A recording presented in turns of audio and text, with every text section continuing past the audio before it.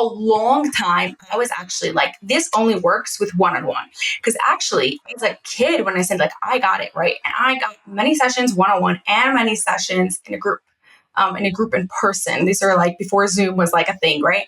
And I saw the difference in the type of results that people were getting and how I saw like it was different one-on-one and in a group. And so I was like, I'm only doing this one-on-one. There's no way that this works well in groups.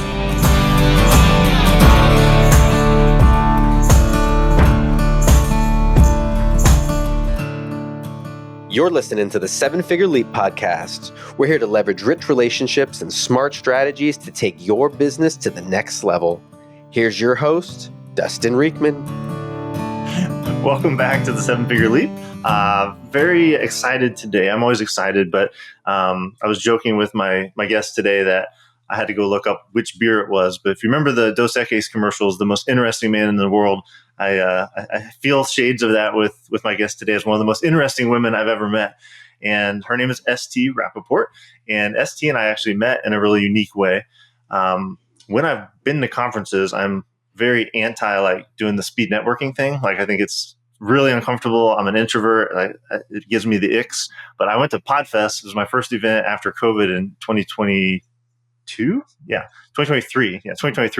And I was there. I was like, you know what? I got nothing better to do. I'm going to go in this room. And I did a couple rounds of this, about as much as I could tolerate. And everyone is introducing themselves and they're like, hey, I'm Joe and I got the XYZ podcast. I'm Mary. I got the ABC podcast. And so it came around to me and I'm like, I'm Dustin. I don't have a podcast. And it was like kind of a pattern interrupt because at the time I didn't have this podcast and I was basically a professional guest. And ST introduced herself across the table and she said, I'm a brain engineer. And I'm like, hold on, like we have got to talk because I have an engineering background. I thought it was a really unique way to introduce yourself. And we've had a great conversation and so much more since then. So gotten to know ST in a really deep way. She's in my 7-Figure Leap mastermind. She was in my accelerator. I've been a client of hers and her really cool, unique methodology that she's going to unpack with us today. So sorry for the very long intro, ST, but I thought it was a really interesting story. So welcome. Thanks so much for being here. Thank you so much for having me, Dustin. I am really excited for this. And I will say my favorite thing or my biggest takeaway of that PodFest event was most definitely meeting you and what came from it since. Oh, that's so cool. Well, thank you. I'm very grateful for that. So we now know you're a brain engineer. That's pretty unusual. So let's maybe go back and I love to dig into people's histories, kind of see where some of these ideas and this creative process that you now have, like where did this come from? So you can go back as far as you'd like, whether it's your childhood or high school, or like, is there a certain point where you're like had an entrepreneurial bug, or maybe even preceding that? Like, I know the thing you teach is very unique. So maybe when you were first exposed to that and how it came into your life. Yeah, I'm actually going to start at a midway point where I already had a business. Actually, at that time, I had a photography business and I was studying about the brain and was studying how our brain was thinking, specifically what's called the Feuerstein Method. But essentially, it's a method that works on the brain and it takes a couple of years to really learn it and really be able to understand it. And I was doing it just for fun because it was something that helped me previously. However, during that time, because it's a couple year process and I love to learn, I also took a Tony Robbins course called Rapid Planning Method. Now, it's a really cool program and had a plan based on your motivation instead of your to-do list, which I thought was super cool, except no matter how hard I tried and no matter how many exercises I did that Tony gave to do, and no matter how many times I listened to the recordings, I couldn't actually implement the method. So I was like, okay, this is cool, but it's not for me. Fast forward a few months later, I was taking another intensive on the brain that I was constantly doing that worked specifically on one thinking skill called categorizations, one specific thinking skill. Now, during the training, I was learning how to do it with other people, but it really improved my own thinking skill of categorizations. And by the time I was done that training, I realized I was actually doing Tony Robbins' rapid planning method without even thinking about it. Why? Because my brain was missing this thinking skill. It was weak. As soon as I improved that thinking skill, anything related to that thinking skill now fell in place. And the reason why I couldn't do Tony Robbins' program was because he spoke a lot about think, not about what you have to do today or what you have to do tomorrow. Think what you have to do in 6 months or years. What is your goal, your 5-year goal? And I was very much the type of person that needed to get things done right now. And I never procrastinated. I just got everything done. And my brain really struggled with the big term thinking and with being able to organize things in a better way. And categorizations, that thinking skill is all about being able to organize things in a bigger way. So as soon as I did that, I was able to do rapid planning method. I saved over 10 hours every week. I tripled my photography business. My relationships improved, everything improved. And I was like, forget photography. Someone else could do that. and I went all in on the brain. That's amazing. So yeah, because is it Feuerstein? Am I saying that right? Feuerstein. Yeah. However you say it. I never say it right. I've been through her entire program. I've seen it. I've seen the word. I can visualize the word. I can't say it. So the Feuerstein or something like that method, something you had exposure to, I think, as a teenager. Then you as a kid, I started at 11. As a kid? Tell us a little more about that, because that's a pretty unusual part of your origin story, right? Yeah. So I actually, as a kid, I really struggled with reading. I was able to read, but it was a really big challenge. I was really shy. I never wanted to be called on in class to read because I knew I'd make tons of mistakes, things like that. I was horrible in spelling and reading comprehension, all that sort of stuff. And I spent a lot of time out of class with reading tutors, and my parents were spending tons of money that weren't getting any results, that they were enough is enough. They need to find something else. And so when they heard of this Feuerstein method, they brought it actually to my city in America. It's very popular actually around the world in 40 countries, but not so much in America. And we didn't do any reading stuff. Instead, we focused on how my brain was thinking. There are 28 foundational thinking skills, and we improved those foundational thinking skills. And automatically, because my brain was now thinking in a more efficient, effective manner, reading became easier, spelling became easier. Everything academically, I did much better. Socially became much better. And I knew at that age that I wanted to start learning it. And I thought I would just learn it because it's really cool and just to be able to just have in my back pocket. But it ended up becoming my whole life. Wow. So you used it transformed your own life. But at that time, you weren't thinking I'm going to help other people and become certified and facilitate this for other people.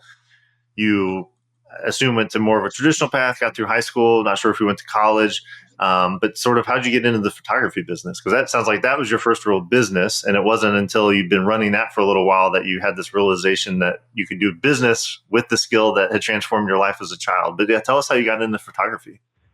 Exactly. Yeah, photography was an interest I had since a young kid, probably about that age also.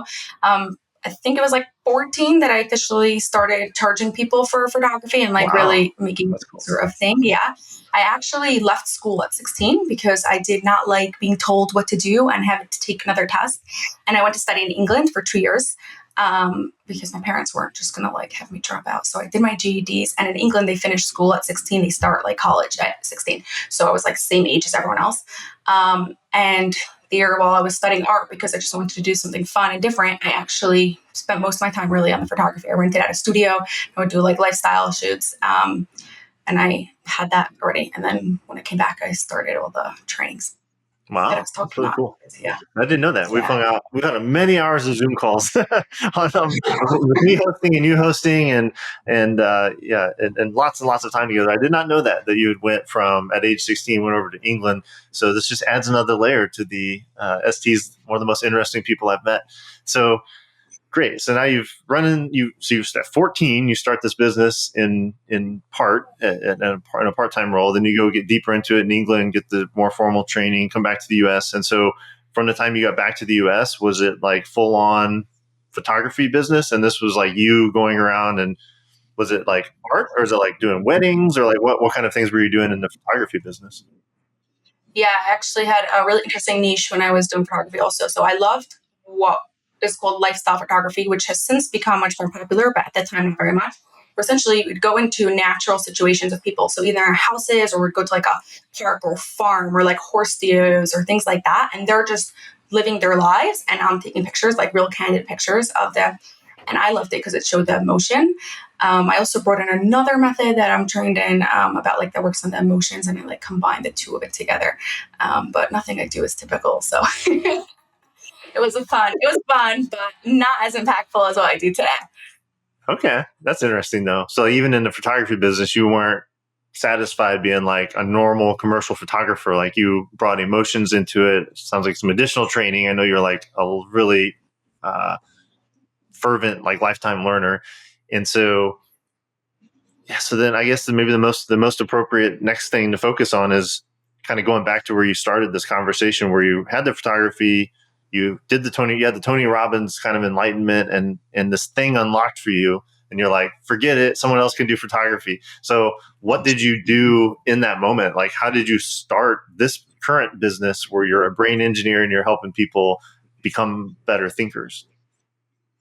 Yeah, I actually started working with kids, but I worked with kids, I worked with teenagers, adults, and what I noticed very quickly was I was attracted to most entrepreneurs, and then specifically ADHD entrepreneurs who have the most incredible energy. I love them. They're just the movers and the shakers of this world.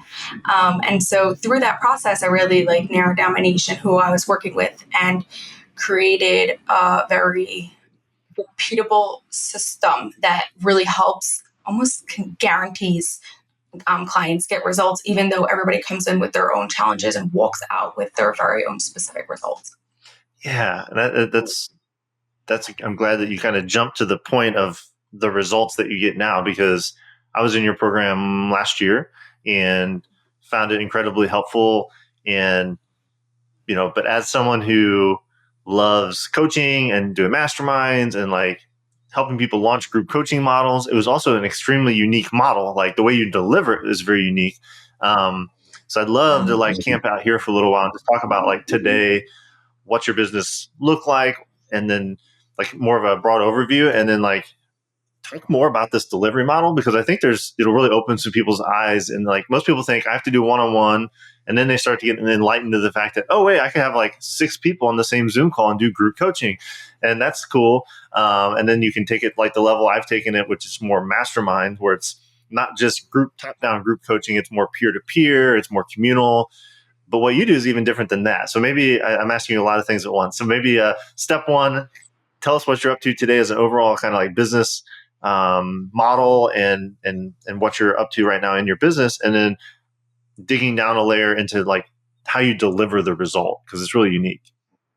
Okay, I'm going to answer the second part first, because I think That's people will easier. understand the first part better. Yeah? Yeah. Yes. So I was a bit like what you were saying. Like for a long time, I was actually like, this only works with one-on-one. Because actually, as a kid, when I said like, I got it, right? And I got many sessions one-on-one and many sessions in a group in person. These are like before Zoom was like a thing, right? And I saw the difference in the type of results that people were getting, and how I saw like it was different one-on-one and in a group. And so I was like, I'm only doing this one-on-one. There's no way that this works well in groups. And then I improved my thinking skill of categorization. It was the same time, because I've already, like I said, I've already been in this training for some years, but already working with some clients before this categorization, like epiphany. And I realized that if I just shift quite a few things, then we can get both the one-on-one and the group, and people have the benefits of both the one-on-one and the group. So the structure of the group, to answer your question, is a 90-day program where we meet twice a week, and we do all the work on the call. So instead of having homework afterwards to go research, to find, to send, everything happens on the call. So as long as you show up to the call, the magic happens. Okay. And we do very hands-on. So it's not so much just like conversations or slides and like teaching, but you're really doing specific exercises that work on your brain. Now, the structure that Dustin was referring to that I absolutely love is we start every session as a group conversation. So everybody gets to learn one about another and support one another. But then for a big chunk of the call, you go out into your own little breakout room, and you're busy doing your brain exercises. So you've got something to do. You're working on what you need to work on. However, I come in and get to give you one-on-one personal attention for what you specifically need. So this way, like we said, you have both the one-on-one, and you get what you need, what your brain needs in this specific situation. And you also have the benefits of a group. And as you know, Dustin, who does so much groups, like there are such amazing things that happen from a group, and just the group conversations and how everybody helps one another. So that's the structure. And where we're at right now is currently we have groups opening once a month, and we are in a really interesting place of a 90-day sprint to set up the business, to open up a new group every single week. Wow. So there's a lot of like moving parts to that. And the biggest part of, besides for obviously more clients coming in, but is also the training of other people, because I'm not able to run every group when we meet twice a week and we have new groups open up every single week. And so finding people who are as experienced, if not more, in what I do, training them in the way that we specifically do it, and making sure that they're delivering same results as I do, if not maybe even better. That's amazing. I didn't realize you would take, because it was like, it's 90 days, then it's another 90 days, then so there's like 4 groups a year. Then you went to 1 a month, which I knew you were in that process. I didn't realize you're now ramping up to 1 a week. And so many things that come from that, that I want to talk about. But before we do that, just kind of put a pin in the delivery method. I love it. Like it's like a really good hybrid blend for the client, but also for you, right? Like you get the scalability of group, but you can still deliver a one-on-one experience through the breakout rooms. And that's actually something we're currently implementing for my accelerator program. Is it's not just Dustin talking to the whole group all at once in front of everyone. It's like there's some elements of that, but then it's like, you need messaging help? Go to this breakout with this other leader who's an expert in that. Oh, you need help with podcast pitching? Go to this breakout. So in a given single call, you could actually go around to different breakouts and get different help. I think mine's a different version than what you do, but I think that's really cool. I think the other thing that's really cool about what ST, the experience that she provides, is it is very, it's not tactical. It's like tactful. I don't know what the right word is. Like you actually do stuff with your hands.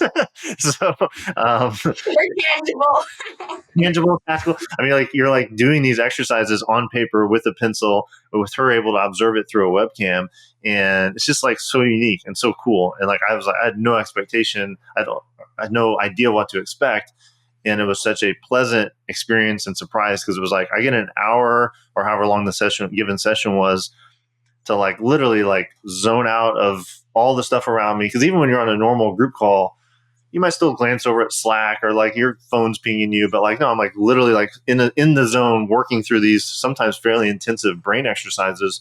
And it like you can kind of, it's like getting a good workout, and it's like you can feel like my brain is like working, and like and it's pleasurable in the sense that like you feel like you're really accomplishing something. So anyway, kudos to you for like unlocking a really unique and fun format and functionality for your coaching, and just like to fully endorse it because I've been through it.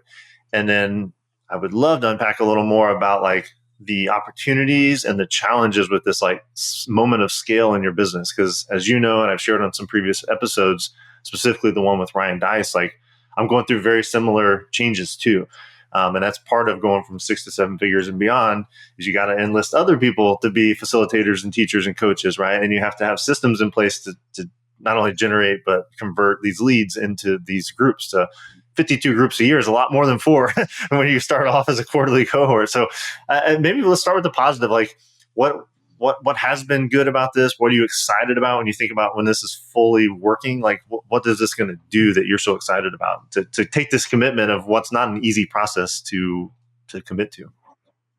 Yeah, I think what I'm so excited about is how crazy the goal is, and how I'm just like so fired up for it. I remember like when we were discussing this with like a mentor and like a mastermind and different things, and brought it to the team afterwards, and I was like a little bit worried, like what would the team say? Like all of a sudden now they're like way more work, it's way on it, and they were actually super excited. They're like, let's do this. And that's when I knew like I have good people.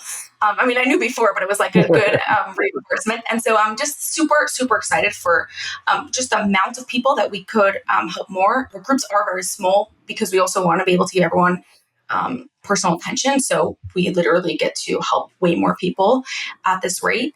And I know that these 90 days are just a starting point for what's going to come afterwards.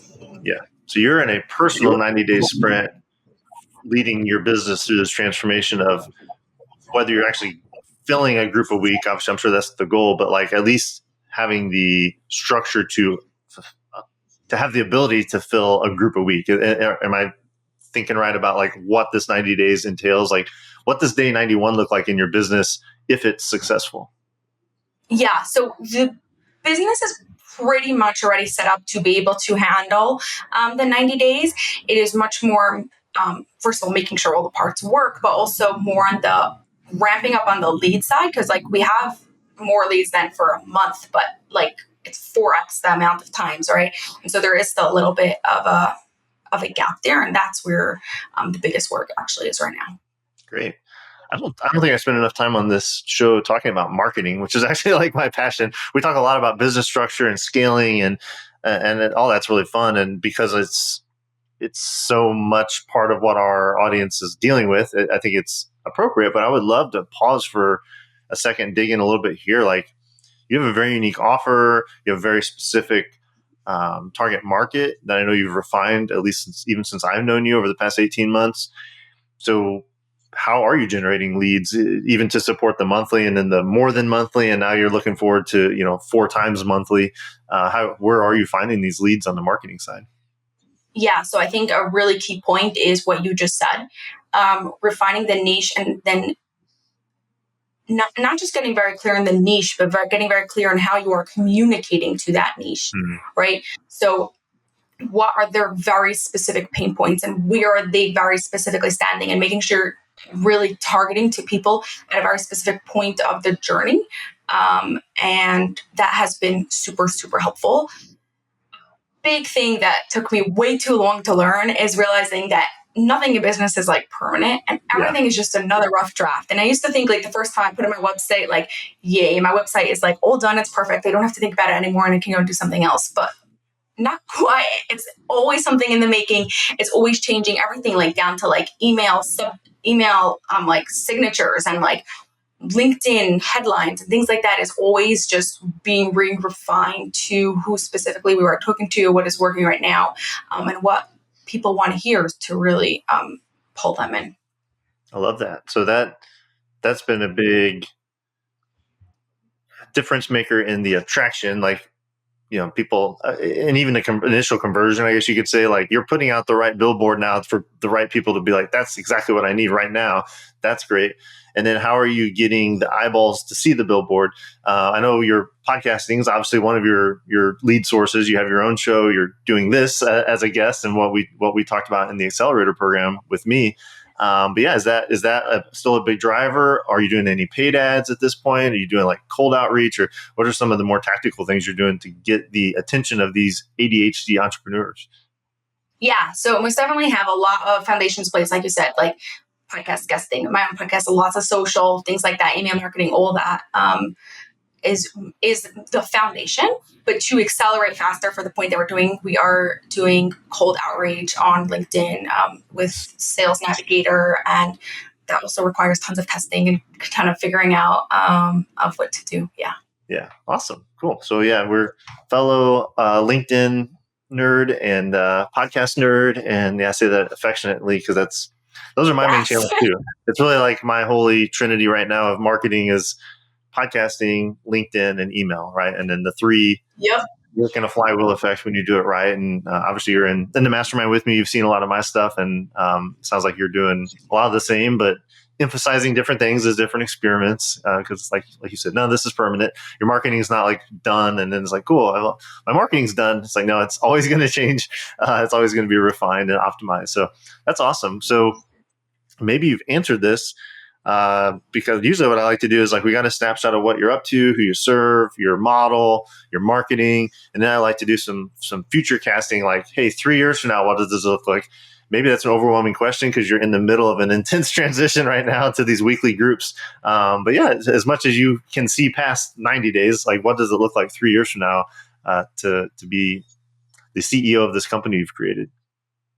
Yes. Well, you forgot that I have worked really hard on my thinking skill of categorizations and thinking ahead. So I can't tell you 3 years from now or 5 years from now. It's really very much CEO position. So currently I am very hands-on with clients and I run most of the cohorts and things like that. And right, like now we're bringing in other people to run the cohorts, but hopefully in 3 years' time, I am not all working with clients. Probably will still be the face of the business, but much more CEO, making decisions, things like that. We also want to be sometime probably a little bit before 3 years, do live events where people can come for like 3 days or so to just like work on their brain and get like a massive transformation within those 3 days. And probably or hopefully, I'm just praying it will happen. At the beginning, 3 years time will also be the beginning of working on a movie series. I really want to create a movie series on where each one goes through the 28 thinking skills, where it's super like fun and kid relatable, but also has a lot of depth for adults to enjoy it. So something where just everyone could watch and really learn more about their thinking skills. That's cool. So it's kind of like going full circle back to your kind of artistic background and the fact that how you encountered this as a child, and it's almost like the modern, I don't know, I was going to say American. That's not really true. I mean, I say that only because it's so well known outside of America, but not in America, but a modern, America, friendly, like media, a version of like these 28 thinking skills that are very approachable and endearing and are kind of available to all ages. Am I getting that right when you say movie? Yeah, exactly. I like to think, compare it to like the term trauma. Like 15 years ago, like trauma was like a word like no one spoke about, right? Or mental health or things like that. And now like we know like what that means. And someone who's experienced trauma means certain things in their life. And the same thing about the thinking skills. When you understand the thinking skills, then you can be way more understanding of yourself and others, and you can know what to do moving forward.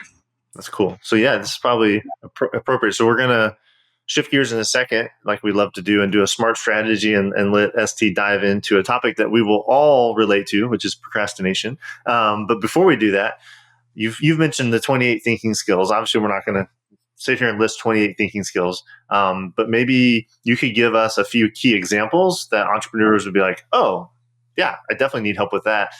So what are some of the key thinking skills that you see come up often that people need to improve? Yeah, let's just start there. And then, or if there's another way that you like to introduce the 28 in more than like categories, however you'd like to digest it. I just imagine the audience is like, 28 thinking skills. What in the world does that mean? Yeah, so what in the world is that? So every single thing that you are doing without you even realizing it, including listening to this podcast right now, requires you to use your thinking skills, your 28 thinking skills. You are using it like it just happens in your background while you're doing everything. Now, because there are 28 of them, naturally, we will have stronger ones and weaker ones. The stronger ones make tasks really easy for you. Things that you're really good at is probably because your thinking skills related to it are really strong.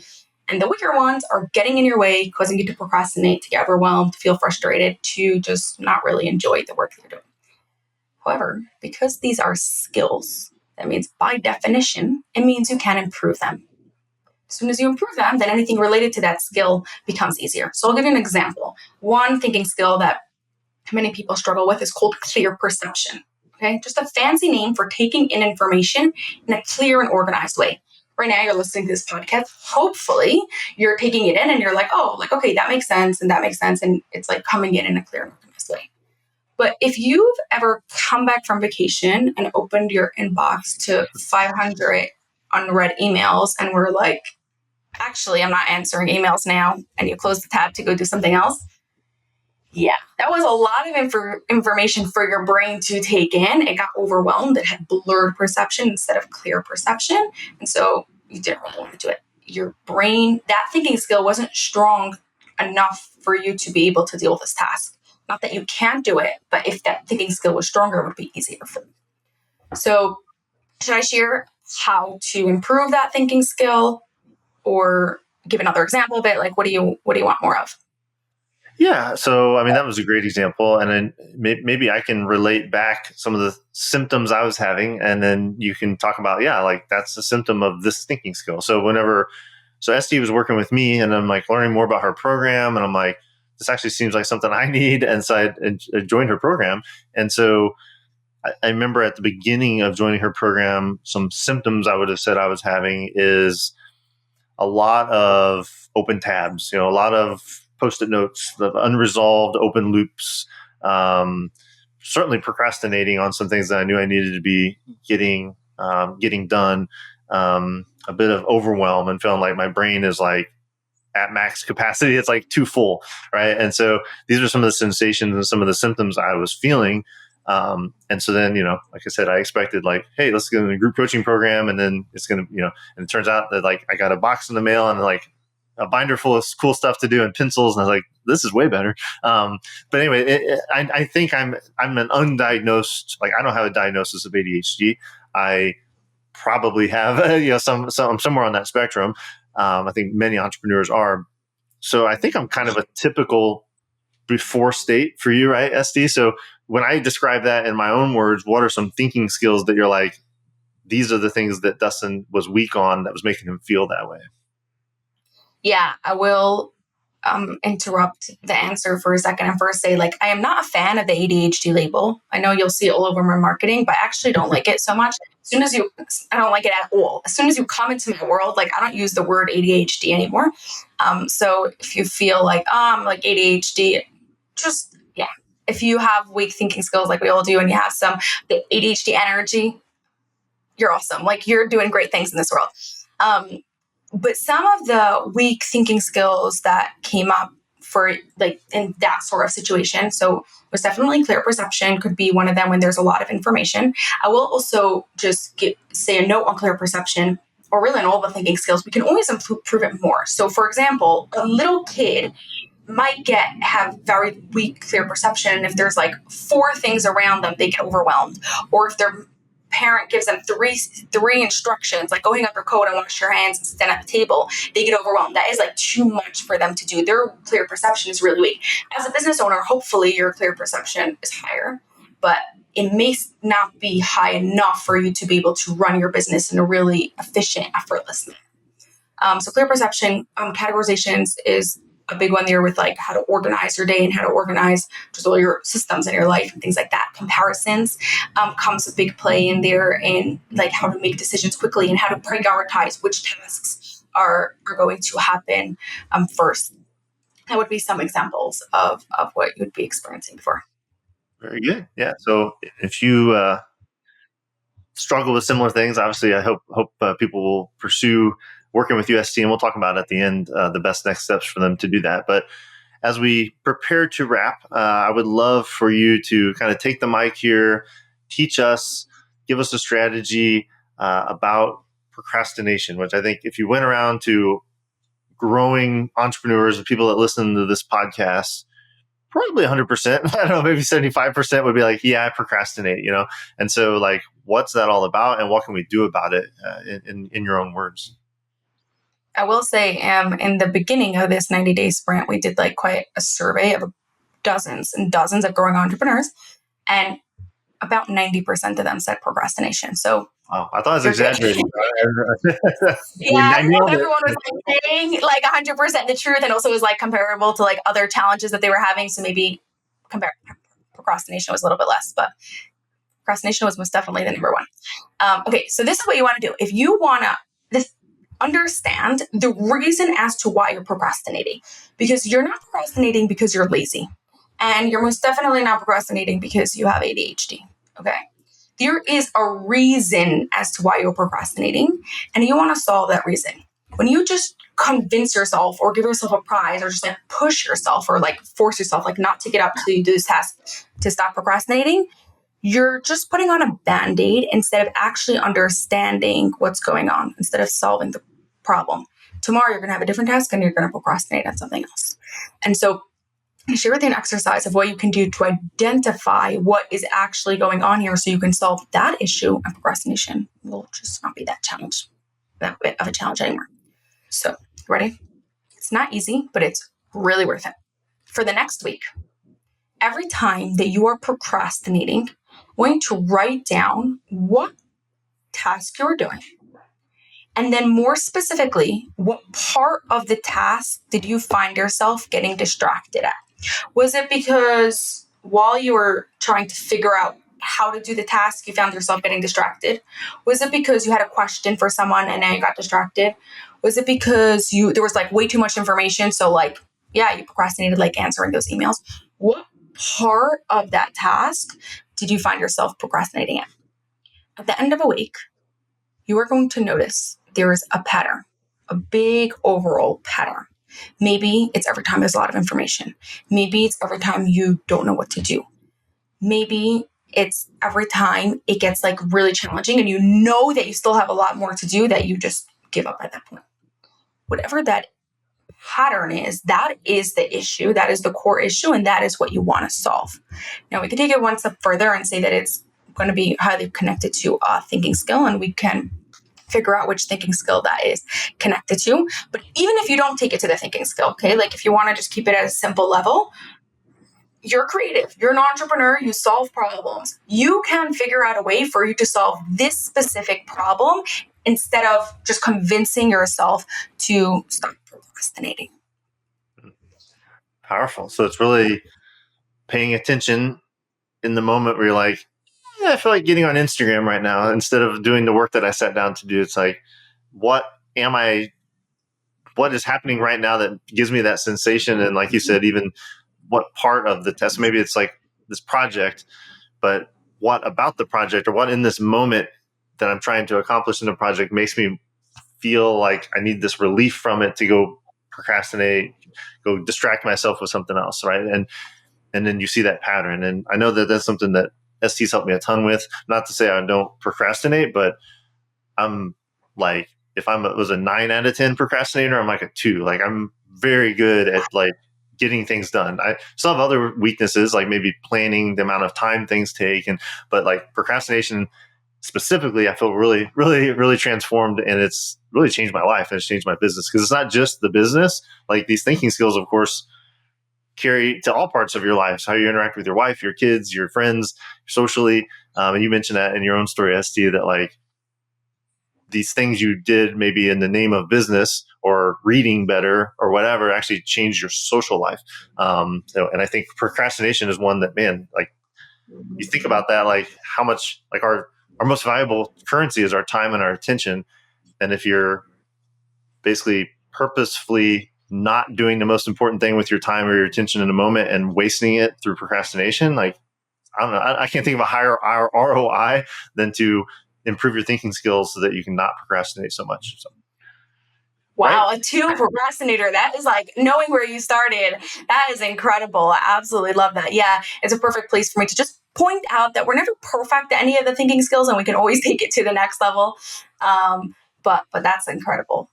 Yeah, So, I love that so much. great. Well, thanks for that very practical, like everything you've talked about is very practical, but something that someone could do now, even without like having to go improve the thinking skill, just to understand why they're procrastinating is pretty profound. And if 90% of entrepreneurs are saying that they struggle with it, then it's obviously something we can all take action on. So I love that. ST, this has been amazing, insightful. You have an extremely interesting story and you're doing such interesting work. And I'm so grateful that you're taking the initiative to scale that up so you can impact more and more, because for every entrepreneur that you're able to impact, and think about how much better they're able to do their own work and how many people they impact, like it's certainly a virtuous cycle and a huge ripple effect. So kudos to you for stepping into that breach and like being like, hey, I'm gonna sacrifice a lot of your own energy and devote yourself to a bigger mission. So I think that's amazing. So first of all, just thank you. And second of all, if people are resonating with this and they're like, man, like I could really use some help in these areas. I'm kind of like Dustin's before state. I struggle with procrastination. I maybe, whether you like the ADHD label or not, you kind of know what that infers.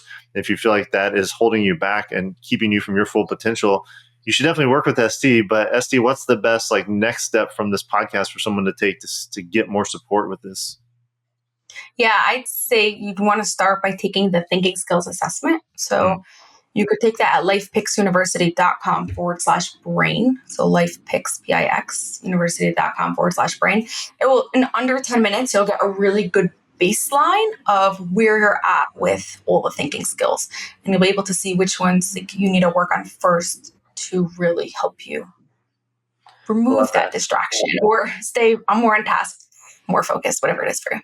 Yeah. As I think about my journey, that's the first thing I did was take that. And again, there's a lot of inherent value in even just taking the assessment, even if you don't like go, be in ST's groups or anything like that. I hope you do. But even if you don't, the self-awareness of understanding what these thinking skills are. And she has a very approachable language where maybe there's the name of the thinking skill and you're like tilting your head, like, I'm not really sure I understand what that means. Well, there's a clear example on either side of the line of stronger or weaker. And it makes it very, very useful to be like, to be able to like kind of self-diagnose and take this assessment.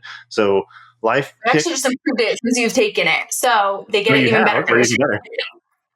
Yeah. So what's even better? So, what have you improved since I've seen even better. Like, yeah.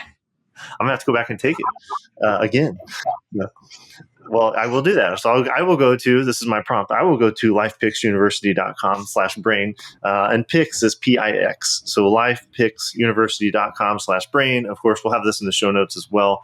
But ST, super grateful for you. I can't wait to be alongside you in our mastermind as you continue to grow and we continue to grow, and look forward to continue to learn from you and improve my own thinking skills, because we made a lot of progress over the past year, but there's more work to be done. So, any final thoughts or closing thoughts for the audience before I let you go?